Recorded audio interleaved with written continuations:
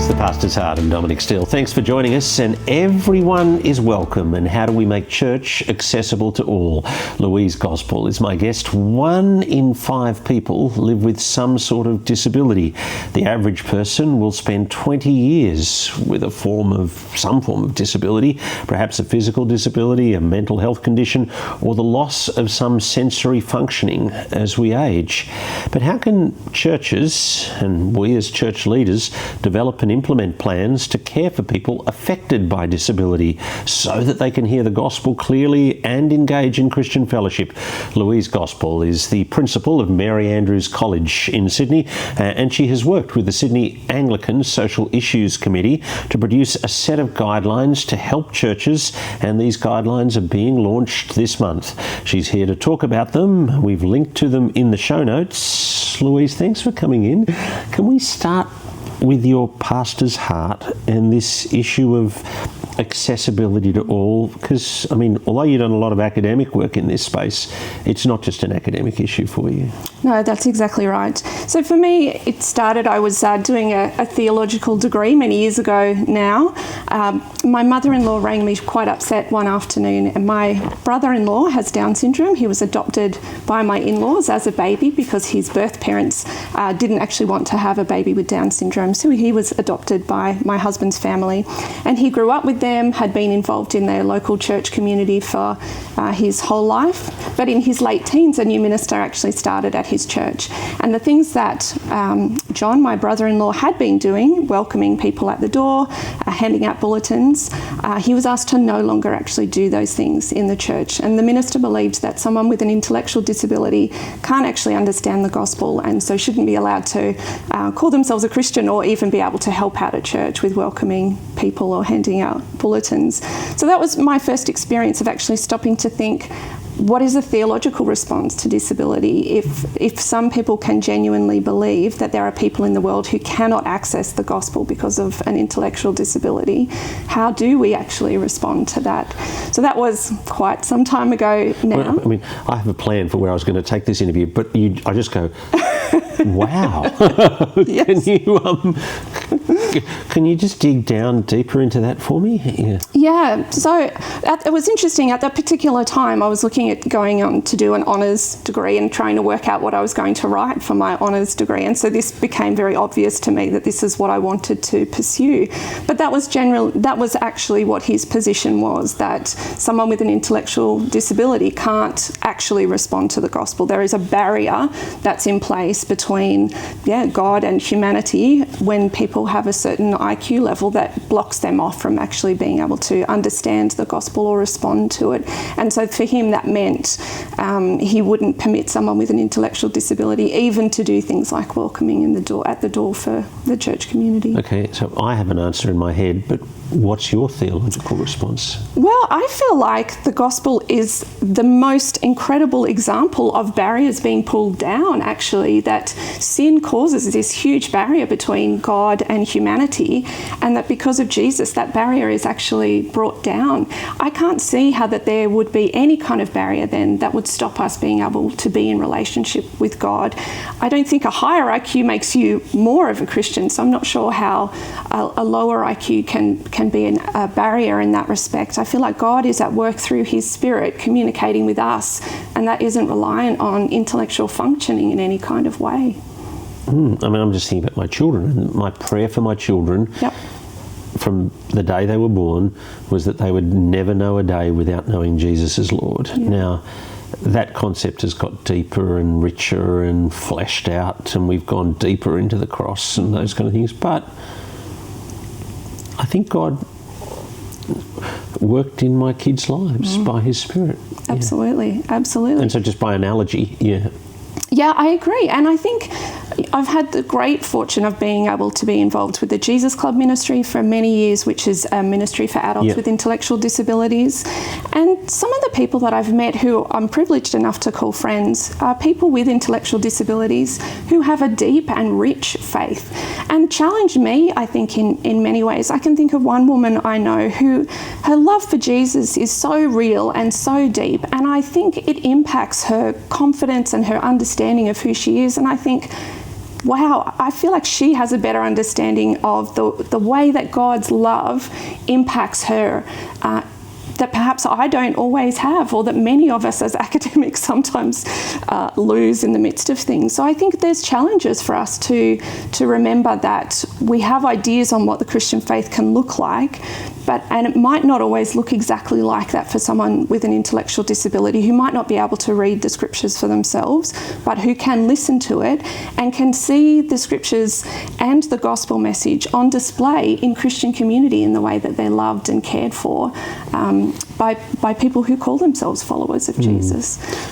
You're telling me also it's not just your brother-in-law, you've got a daughter on the autism spectrum. So that's exactly right. So often for girls, they're diagnosed later than boys. Boys are often diagnosed, 2, 3, 4, 5 years. Often for girls, they're very good at what's called masking, so they're able to replicate what their peers are doing. So it's very often for girls that it doesn't become more apparent until they hit puberty, which was definitely the case for our daughter. She does have some other disabilities, a genetic disorder, but the autism for her has been, the diagnosis has actually been very liberating for her to understand why she thinks and does things differently to everyone else. But I think some of the strengths in that, when she was diagnosed, they gave her at Aspect this beautiful list of here's the great strengths of someone with autism. There's someone who is faithful and loyal, they're truth tellers, and I love that about our daughter, that she doesn't hide behind kind of conventions. She's willing to actually tell the truth in a way that perhaps we don't always do because we want to protect people's feelings. So she's got 2 older sisters. She's very good at saying, actually, you know what, that shirt really doesn't match those pants, in a way that we might normally go, yeah, that looks great. So I love that she's willing to be able to use these strengths from her autism in encouraging others, in speaking the truth, for sticking up with, for other people with autism that she knows. She's a fantastic advocate. So there's some great characteristics. Okay, I'm going to hit you with some fact questions. What is disability? It sounds like a really simple question to ask, and it's actually not a simple question to answer. Basically, I guess in a nutshell, it comes down to a couple of factors. So the way the World Health Organization talk about disability is a combination of things. So it's something in the body or mind, an impairment in the body or mind, but that's coupled with social and environmental factors as well. So that means that there might be barriers in our society that might prevent someone with an impairment being able to access the same community services, communication, education as other people. So it's not just there is something in the body or mind, but it's also this other social and environmental factors that can make it harder for someone with a disability to access the things that able-bodied people might take for granted. Theology and theological foundations for disability ministry. We've kind of skirted around that a little bit, but take me there. Yeah, for me, my area is biblical studies. So that what I did in my PhD, in my writing, is really looking at particular passages of Scripture that deal with disability and having a look at those, with trying to understand the references to disability that appear are often, I think, overlooked. People use them as kind of metaphors and so on. And I was surprised, and it just jumped out at me, and it hadn't jumped out at me this way before, in 1 Corinthians 12, and give it to me, the body and how that applies in disability ministry. So I've written on this passage quite a lot because I think it is such an important passage. I love that Paul took this idea of a body metaphor that was common in the Greco-Roman world, but where it was hierarchicalized that there were some parts of that body that was significantly more important than others. And Paul takes that to describe the body of Christ, the community of believers, as everyone being in this together, everyone having a role to play, being mutually dependent on all the other members of the body. That's such a powerful statement that those pieces can't exist by themselves. They actually exist to serve that body. And when I've thought about it in the past, I've thought about the preacher versus the treasurer. And, but I haven't thought about the person with a disability. That's right. And the passage talks about those who we consider to be weaker are actually indispensable. And I think that has really important implications for the way that we talk about disability, the way that we should be serving as church communities to ensure the participation and inclusion of people with disabilities, because every believer has God-given gifts to use in service to Him and in the community. So we actually miss miss out on those in church if we have a one-size-fits-all approach to, the people who are participating in our church community. Where do we get this most wrong? Where do we get this most wrong? I think it probably comes from a belief that disability is a minority issue over there to the side, away from everyone else. So it affects a small number of people, and the things that we do to incorporate or include a person with disability are going to be too hard or too expensive. But I think that challenge of 18% of the population has to cause us to rethink this. So I think we make assumptions about how much work it's going to be or the cost without actually spending the time to sit and listen to people who live with disability, to hear from them what their experiences are in churches and what their barriers might be to them being full participants in the body of Christ, in the community. Now, you at the beginning spoke of, if you like, direct discrimination against somebody with a disability, a Down syndrome situation.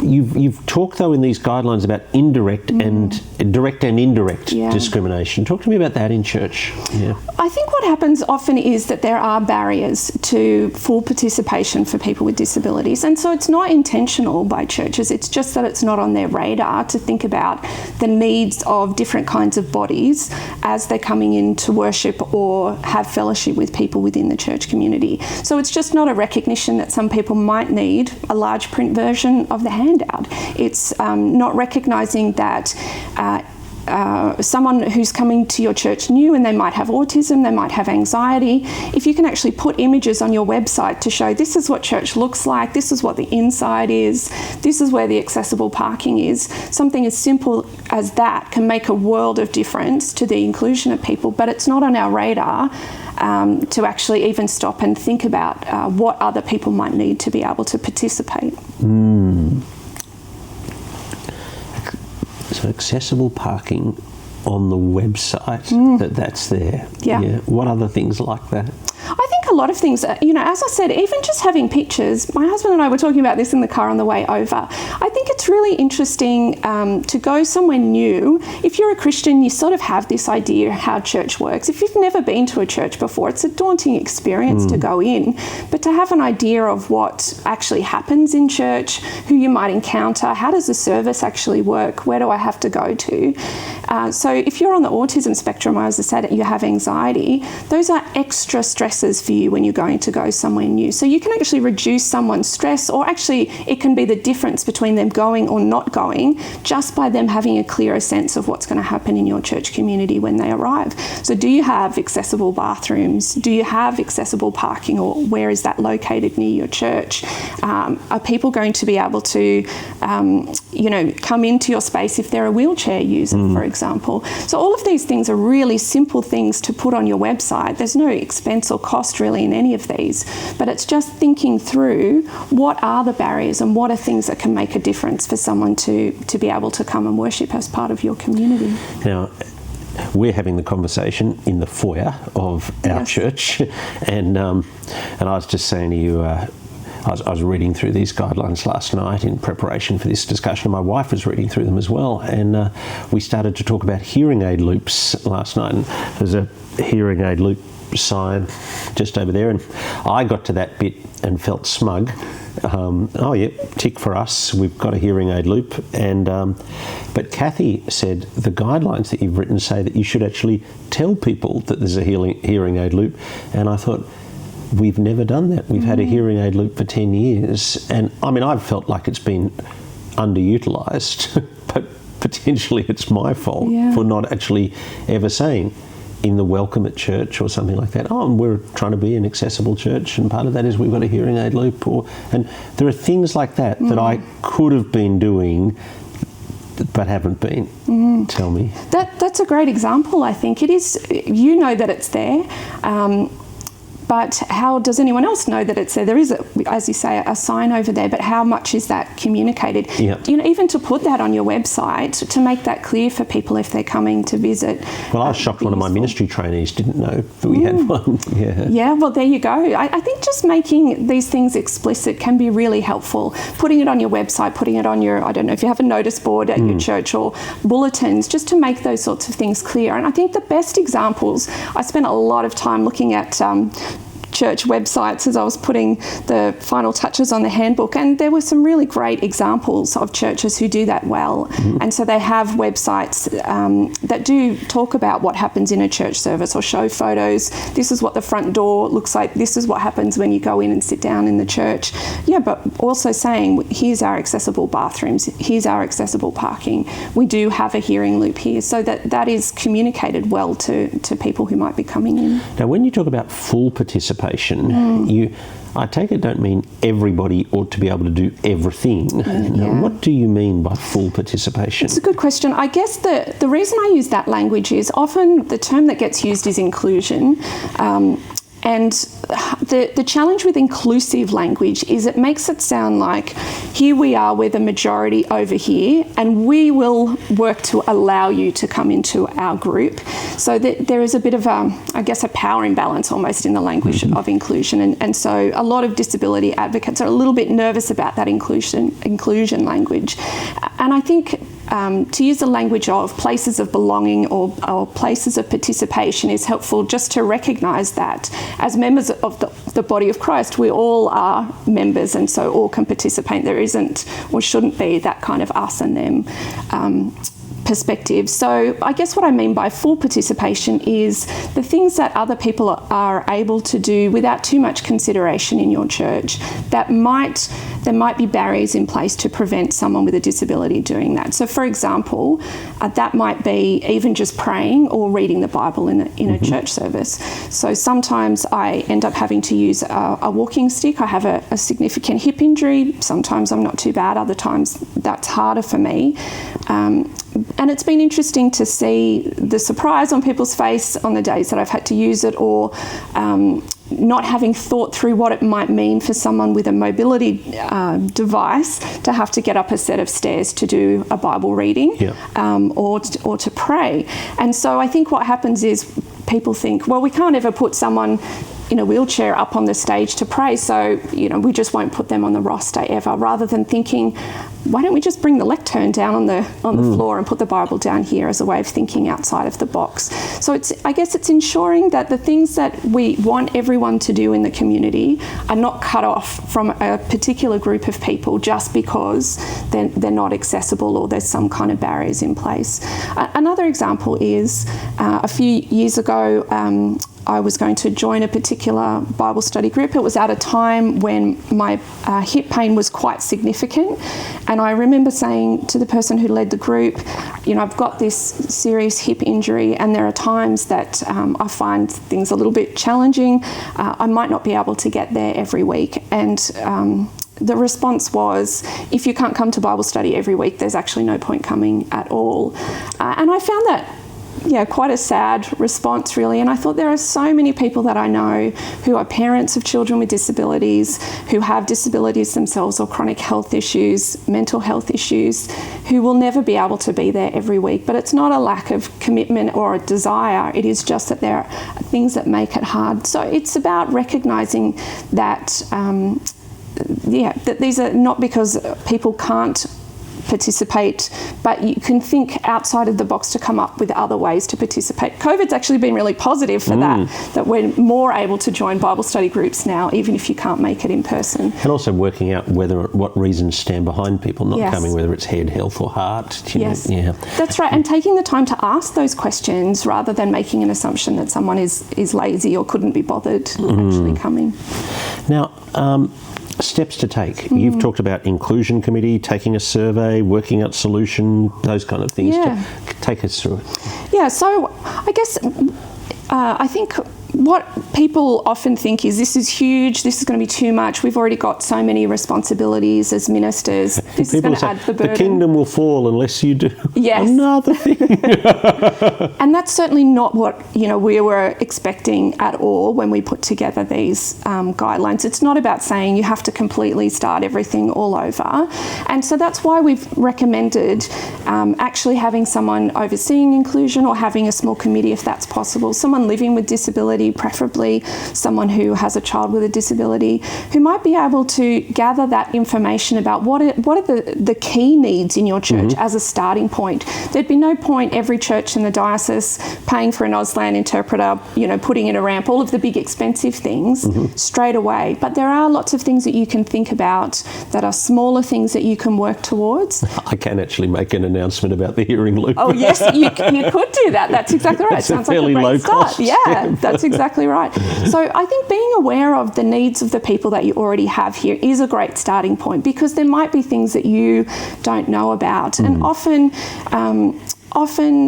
just taking the time to ask those questions, those issues will be raised. My experience of being a disability now for 20 years is a lot of people start to lose their vision or their sight as they age. That's something that happens, but people don't even always notice that happens straight away. So when you start to make changes that you might think are just to accommodate someone who is identifying as being hard of hearing or have a vision impairment, you're actually going to benefit everyone when you make those small changes, because lots of people struggle with hearing if someone doesn't use a microphone, or if there isn't captions on a video to be able to follow along. So often I think the changes that you make that you think might just be accommodating people with disability actually have a really positive benefit on your community more broadly. Yeah. Talking about language and disability accessibility, what euphemisms should not we use? Yeah, that's a good question. Obviously, like everything, language shifts and changes. So there was a phase when people used euphemistic language. Someone is mentally challenged or physically challenged, so that's language we no longer use. That was corrupted pretty quickly by people using things like, oh, I'm vertically challenged, or I'm follicularly challenged for someone who is bald. So that kind of euphemistic language dropped out very quickly. Language is important, I think, because it shapes our views towards something, and it helps shape other people's views as well. And so when you talk negatively or disparagingly about someone with a mental health condition or a disability, that impacts the way that other people are going to think about it. So there's, making sure, so we use the word accessible rather than disabled often for bathrooms and toilets and so on.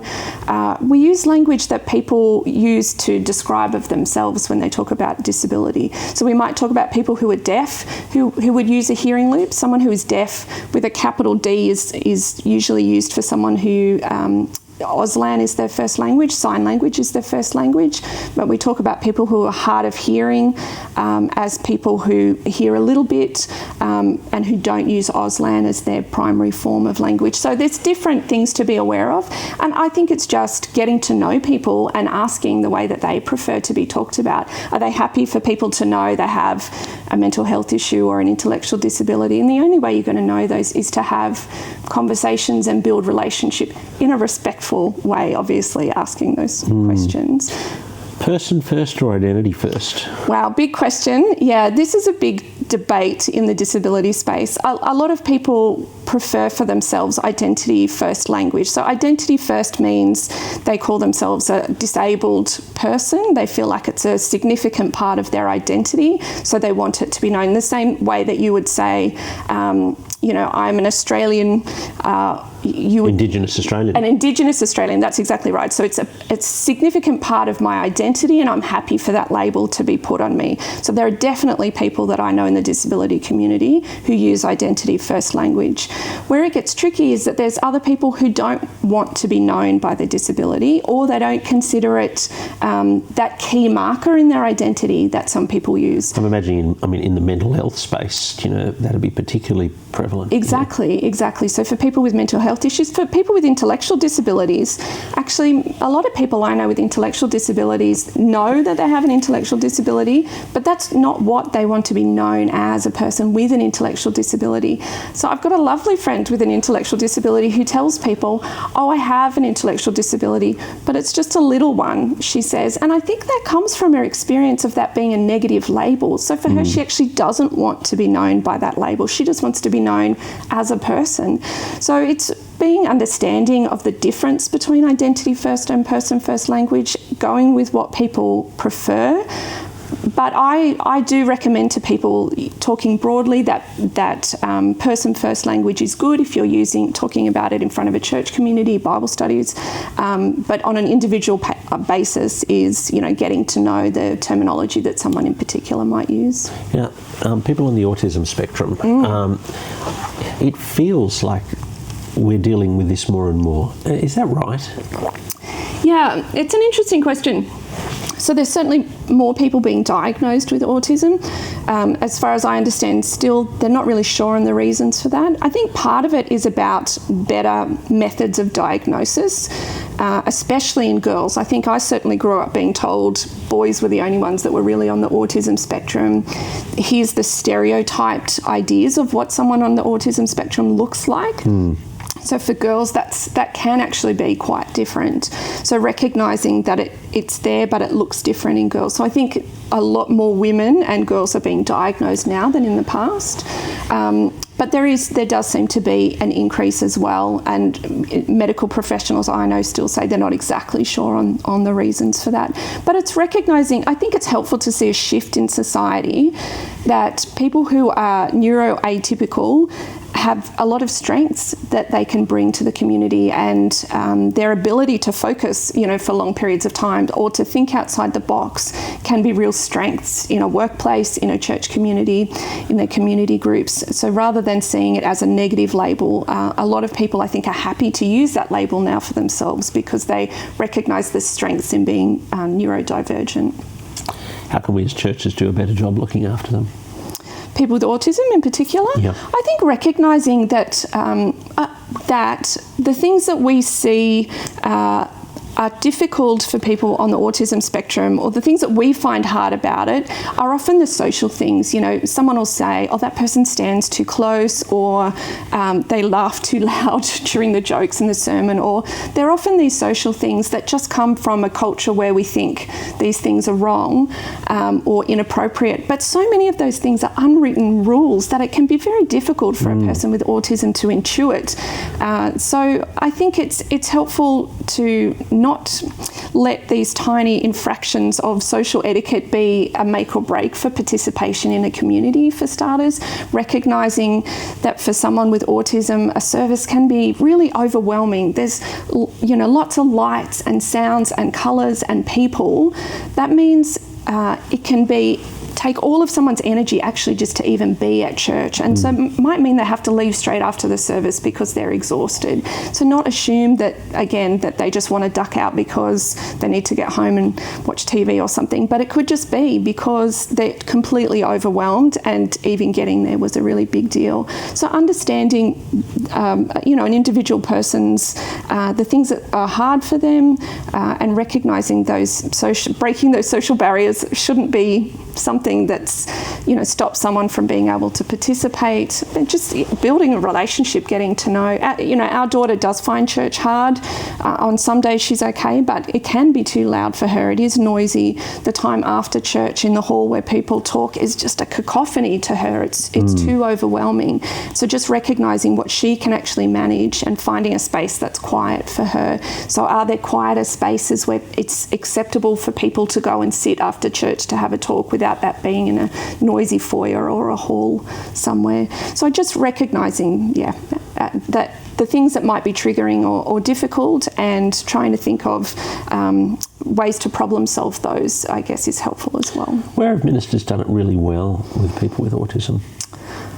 I think it's a growing area, and I think, when people can actually see the strengths that someone with autism can bring, again, if you are a believer in Christ, you've been given grace gifts to use in service to the community. So getting to know a person and finding out what their gifts are and the way that they can use that in relation to the community. I think there's something incredible about being able to say, here's people with disability, or here's someone on the spectrum that our society might not value, but actually as a church community, as the Christian community, we're absolutely dedicated to wanting you to be part of our community and using your gifts in service to the community. So not just assuming that someone with autism might be good at this and not good at that, but getting to know that individual person and their characteristics.